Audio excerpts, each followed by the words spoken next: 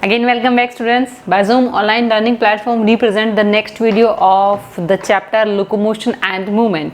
और इस वीडियो के अंदर हम डिस्कस करने वाले हैं the structure of skeletal muscles. Okay, so skeletal muscle की जो structure है उससे पहले हमने the different types of the muscles को हमने डिस्कस कर लिया है और अब हम इसके अंदर सिर्फ और सिर्फ detail structure of the skeletal muscle को डिस्कस कर रहे हैं. क्लियर?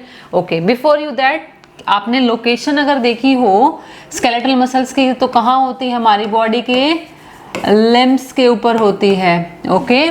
इसके अलावा in the anterior part of oesophagus में होती है. ओके.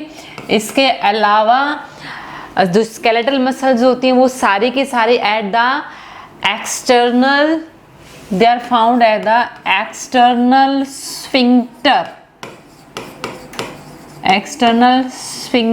of body में ये सभी की सभी प्रेजेंट होती हैं. क्लियर? ओके. अब हम आपको एक चीज बता रहे हैं कि स्केलेटल मसल की अगर हम डिटेल देखें तो वो कैसे कैसे प्रेजेंट होती हैं. सपोज कीजिए कि ये किसी का लिम्ब था और इस लिम्ब ऑब्वियसली कोई लिम्ब बॉडी के नीचे बोन से अटैच होता है. This is bone. It is clear ना? It is visible. So this bone is connected with this muscle by the help of tendons. So यहां पर फाइब्रस स्ट्रेच मिलेगा and this is tendons. Okay. So इसका मतलब tendons are that type of the fibrous connective tissue that help in attachment of a one bone और to bone with the help of the muscles. जैसे हम किसी की skin को उतारते हैं तो हमें बोन से अटैच हमें क्या मिलती हैं? स्केलेटल मसल मिलती हैं. लेकिन पॉइंट टू बी नोटेड, इस टेंडन के नीचे हमें एक और fibrous broad band connective tissue मिलता है जिसको हम बोलते हैं फेशिया. ये रहा डीप फेशिया. डीप फेशिया क्या होता है? It is a broad fibrous connective tissue that found beneath the tendons. So इसका मतलब पहले बोन थी, बोन से टेंडन से अटैच होते हैं, टेंडन से क्या होते हैं? नीचे फेशिया होता है. जैसे हम स्किन को उखाड़ते हैं तो सबसे पहले में क्या मिलता है? फेशिया मिलता है जो बोन को कवर जो मसल्स को कवर करता है. ओके. फिर उसके बाद में हमें एक कंप्लीट जो स्केलेटल मसल है वो दिखती है. जो स्केलेटल मसल है अब वो किसकी बनी होती है? Skeletal muscle is made up of. हमने क्या किया है? स्केलेटल मसल्स का आगे कंप्लीट डायग्राम देखा है. Okay. So skeletal muscle is made up of various type of the muscle bundle, and these muscle bundle are also known as fascicles. This is the fascicle. ठीक है? So you are observing that these fascicle are really the muscle bundle. Okay. And these muscle bundle are also innervated by the veins and arteries. Okay. And this is the lymphatic duct also. Lymphatic duct. Okay. सो इसका मतलब आपको अभी ये clear हुआ कि एक muscle का अगर हम सेक्शन काटे तो एक मसल के अंदर बहुत सारे मस्कुलर बंडल्स प्रेजेंट होते हैं. हमने क्या किया? एक मसल बंडल को बड़ा किया और उसको भी काट दिया. तो हमने क्या देखा कि एक मसल बंडल जो है वो किसका बना होता है? मसल फाइबर का. And these muscle fibre are also known as myofibrils. Okay. Myofibrils. Now हमने क्या किया? इस मायोफाइब्रिल को भी थोड़ा सा एलोंगेट करके देखा तो इसमें हमें कंप्लीट वो सेलुलर स्ट्रक्चर ऑफ मसल दिखी. And you observing that skeletal muscle is multi nucleate और इसको हम क्या बोलते हैं?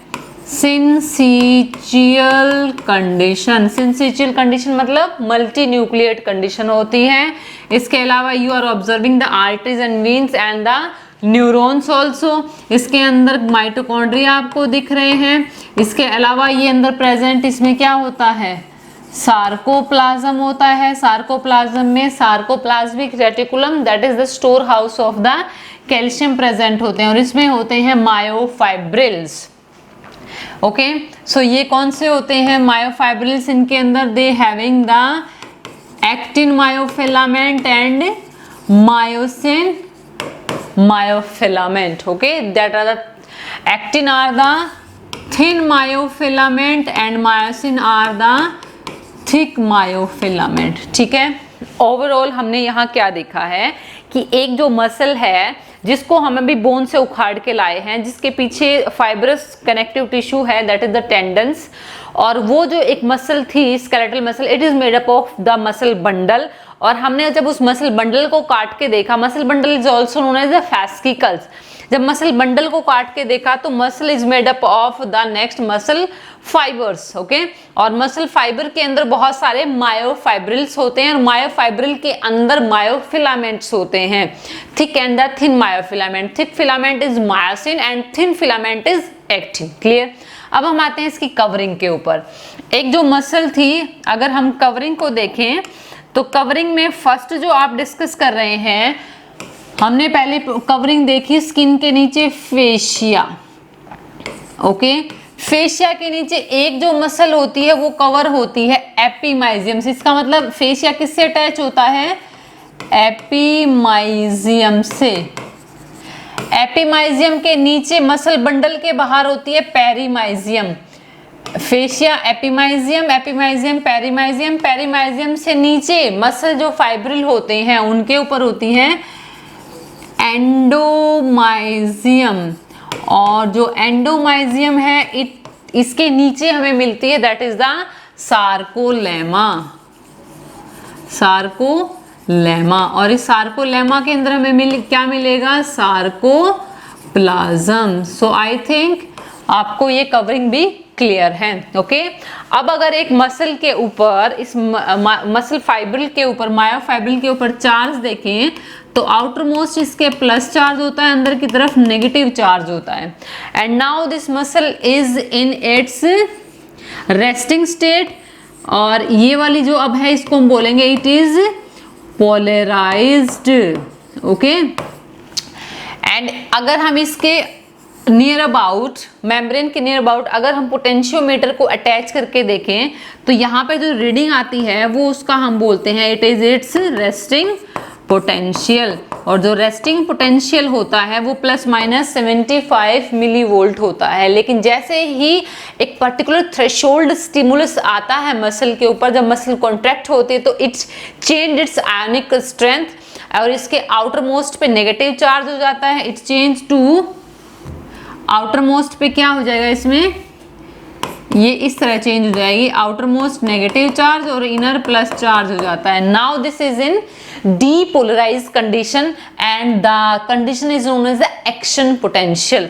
और जो आयनिक स्ट्रेंथ है, ये आयनिक स्ट्रेंथ में इसके आउटर मोस्ट पे क्या प्रेजेंट होता है?